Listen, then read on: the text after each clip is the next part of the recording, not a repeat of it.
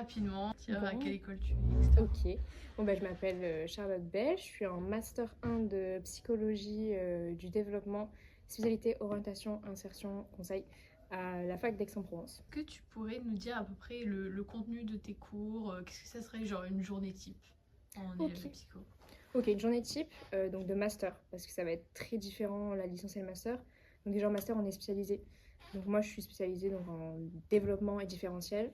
Donc psychologie du développement, on comprend le développement de la personne de ses débuts jusqu'à la fin de sa vie. Et différentiel, on va être sur les différences entre les individus. Donc je vais avoir des cours, là, typiquement sur cette semaine, je vais prendre des cours de développement typique atypique, des cours de bilan, bilan donc entretien ou clinique, voilà. Est-ce que tu dirais que le rythme des cours, les devoirs à côté, etc., c'est assez intense ou c'est relax? Ça dépend de ce qu'on vise. À Aix-en-Provence, on a un pôle recherche et psychologie, ce qui fait que tous les masters ont la double mention. Donc quand on sort, on est psychologue, mais on a également une mention recherche. Ce qui fait qu'on a un gros pôle recherche, donc on doit beaucoup lire. Après, la charge de travail n'est pas insurmontable, je dirais. C'est propre à chacun, mais c'est plus en licence où on va vraiment être sur du par cœur, et en master, on va être sur de l'application quand même des théories qu'on a vues. Donc c'est une charge de travail qui est grande au niveau de la lecture, mais c'est rien d'insurmontable. T'as combien de temps justement consacré plutôt à cette lecture? Alors, personnellement, pour mon master, j'ai 2 jours banalisés par semaine qui sont normalement dédiés au stage.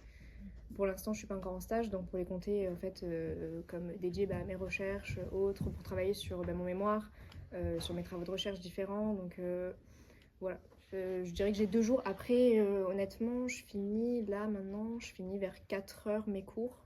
Donc je peux toujours travailler jusqu'à vitam aeternam. Hein.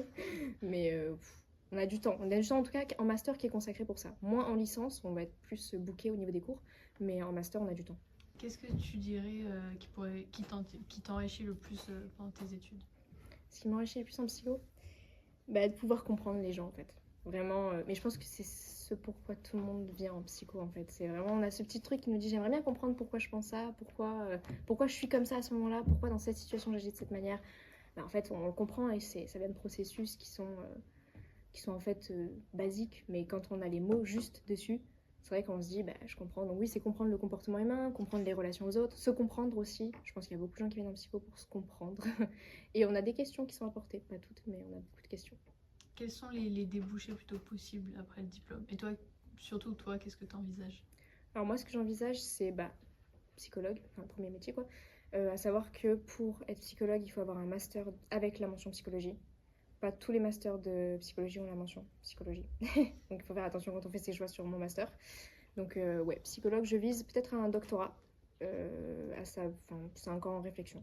Donc peut-être métier de la recherche, enseignant-chercheur, je sais pas encore, honnêtement, ça va dépendre de avec qui je pourrais potentiellement faire mon doctorat, mais oui.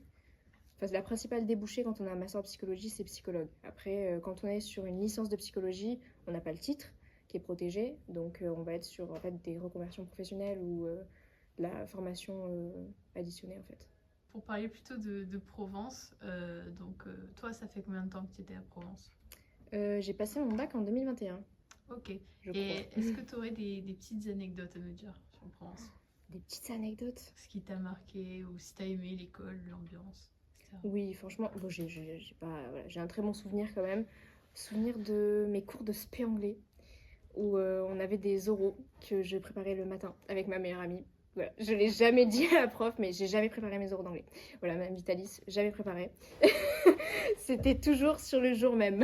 Voilà, je ne les ai jamais préparés. Ou les interros d'espagnol, de vocabulaire, pareil.